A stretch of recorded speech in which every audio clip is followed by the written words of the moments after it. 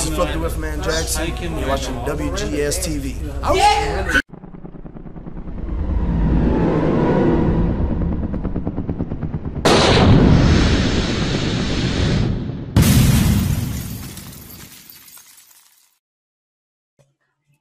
Hello everyone, welcome to another installment of WGS-TV right here on youtube.com/WrestleGamer and ZFX-TV. I'm the WrestleGamer Mizdow, and this is going to be the Friday Night Smackdown review for the week of January 9th, 2015, the final Friday Night Smackdown. By the way, guys and gals, don't forget you can also listen to WGS-TV on Spreaker.com as well. So if I didn't mention it before, I just wanted to throw that out there. But anyway, we started off the show with Seth Rollins coming out basically to kind of mock the firings from Monday Night Raw, and he would get interrupted by Roman Reigns, which kind of makes sense because before Reigns' injury that you know, they were really pushing a feud between him and Seth Rollins, and that it just never really culminated because of that injury he suffered. But he would come out and I'll tell you what, Jamie Noble ate a right hand that had a lot of pepper on it. I mean, man, he took it like a champion. You know, so props to Jamie Noble on that one. Now, I think they should be doing more than just being security guys, but hey, that's the roles they're delegated to right now in WWE. So thank you, WWE Creative. But anyway, Corporate Kim would come out and make a match with a Big Show and Seth Rollins taking on Roman Reigns. And if he can't find a tag team partner by the end of the show, it would be a handicap match. And, well, who would he find? Well, I'm not going to talk about that until we get to that point in the show. So if you guys haven't seen it yet, you're going to be in for a treat. We would have a rematch, Biggie and Adam Rose. Question one, what was the point of having Cesaro and Tyson Kidd out there? Now, I understand from Monday Night Raw that they attacked the New Day, and it appeared to be that they were going to be starting a feud with them. Now, would they get involved in this match? No. So what was the point of having them out there? I don't understand that. Big E would hit the big ending to pick up the win, but again, if you want to work an angle with these guys, you know, why not have them interfere in the match? Why not have them attack the New Day again? Why not have them brawl with the New Day and kind of make like a little faction versus faction thing, you know? You know, Adam Rose, Cesaro, Tyson Kidd versus the New Day. Why can't they do that? Instead, they just had Tyson Kidd and Cesaro just go out there and look like a pair of morons, in my opinion. And that was it. That was it. So I really don't know what else to say about that. The Ascension would come out and once again destroy a couple of local jobbers. And then I like the fact that they're bringing up all these classic tag teams of the past and comparing themselves to them. You know, we've heard the Demolition, we've heard the Road Warriors, the Legion of Doom, and then the new one from Friday Night Smackdown, the Warlord and the Barbarian, the Powers of Pain. And I said it on Facebook and the blogs, and I'm going to say it on here. I wonder how many of you guys out there, without Googling them, without looking them up, can really remember Warlord and the Barbarian, the Powers of Pain. Okay, that was during one of my eras growing up.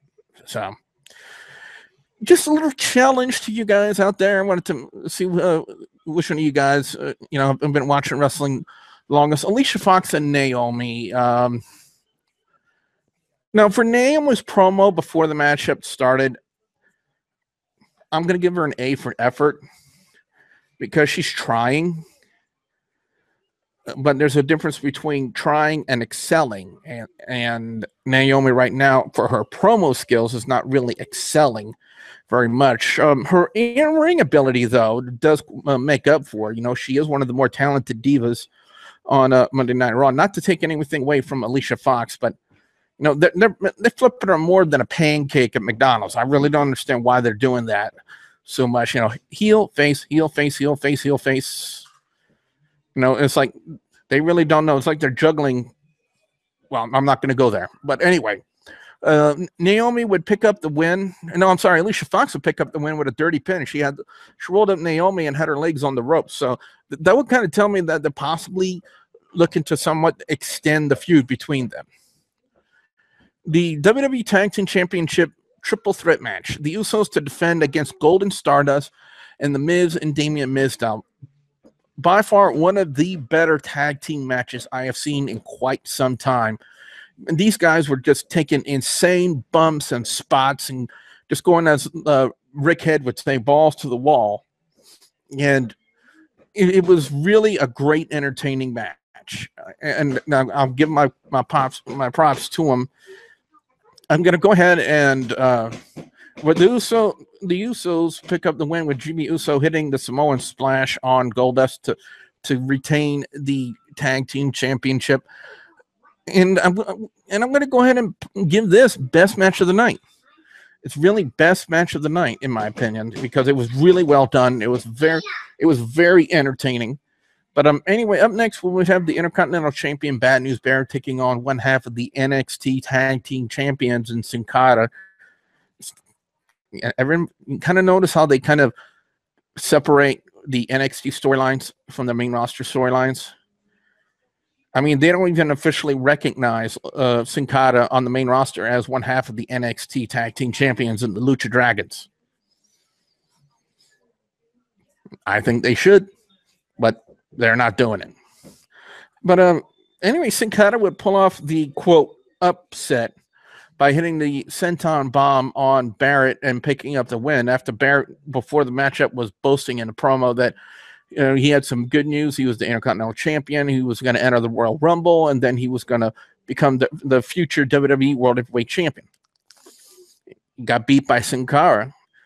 Barrett would not allow him to celebrate it, as after the match he would attack him and then hit the bullhammer elbow on him, and that's pretty much how they left him. Now, could WWE go to the extreme of putting the Intercontinental Championship on Sin Cara while at the same time he is technically recognized as the one half of the NXT Tag Team Champions in the Lucha Dragons? It would be a very interesting scenario if WWE actually goes with that and actually plays that out. I would really like to see what they do with that, to be honest. But up next, guys and gals, was the main event. Seth Rollins and the Big Show taking on Roman Reigns and a partner of his choosing. And a partner that he picked, to me, kind of made sense. Dean Ambrose. Although he had the ambulance match on Monday Night Raw, they're trying to sell the fact that how is he still standing after that extreme match and so on and so forth.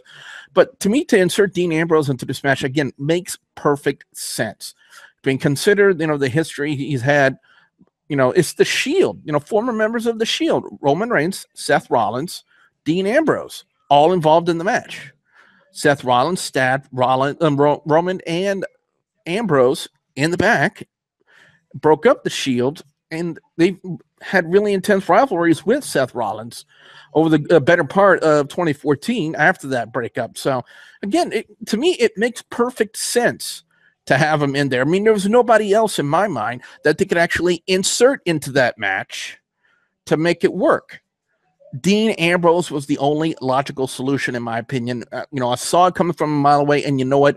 WWE did the right thing by putting him in that match. The finish of the match would be Roman Reigns hitting the spear on Seth Rollins to pick up the win, and that's how they finished the final Friday Night Smackdown for quite some time, because, again, next week they're doing the big day change. I even talked about it on the NXT review. Again, NXT moving to Wednesday nights on the WWE Network, and SmackDown will now go back to their original day on Thursdays. So again, a big day shift, and since they're going to be shifting days, the days for the reviews are going to be shifting on here as well. So, and anyway, guys and gals, like I said already, my best match of the night is going to go to the triple threat tag team match. Again, great balls to the wall tag team action.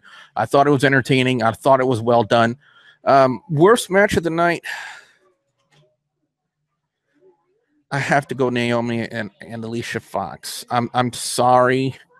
I'm gonna, like I said, I'm gonna give Naomi an A for effort with her promo. Didn't really sell it for me, and why they're continuing a feud with them. I would think more than likely to push more of Total Divas, in my opinion. And they really, they got Paige on there now. I know that for a fact. So that's one talent. Natalia's talented too. But is it enough to make me want to watch it? No. I know Total Divas does have its own fan base. And I'm pretty sure it's between the 18 and 34 male demographic, in my opinion. But what, you know, I've said it before, and I'll say it one more time. If the main roster divas cannot hold my interest on a Raw, a SmackDown, or a pay-per-view, then what does WWE think? You know, what makes everyone think that they can hold my interest for a quote 1 hour reality show? It just can't work. It just can't work. Anyway, my overall score on the final Friday Night Smackdown, I'm going to give it a solid 3 out of 5. What I want to know from you guys out there, the viewers and subscribers, your thoughts on Friday Night Smackdown, the final Friday Night Smackdown in WWE history. And well, I say that now, but Lord knows probably towards the end of the year will probably be a Friday Night Smackdown again. But anyway, just want to know what you guys out there think. Be sure you put your comments in the comment section below. Don't forget to like and favorite this video. If you're listening to me on Spreaker.com, be sure you hit that follow button. And don't forget to follow me on Facebook, facebook.com/WGS-TV. Don't forget to please subscribe to youtube.com/WrestleGamer and youtube.com/ZFXTV Network if you haven't already. Also, don't forget to check out the gameplay of the day, guys and gals. And there will be a link in the annotations at the end of this video. And, of course, a link in the description box for the gameplay of the day, with it being South Park, the Stick or Truth. And again, you know what? I said it on the gameplay of today's episode, and I'm going to say it on here. For those of you who might have been offended by part 17, I do humbly apologize for that. But then again, this is from the guys that made South Park. Kind of messed up in the head. Anyway, guys, on that note, I'm the WrestleGamer, Double B Billy Boudreaux, saying thank you very much for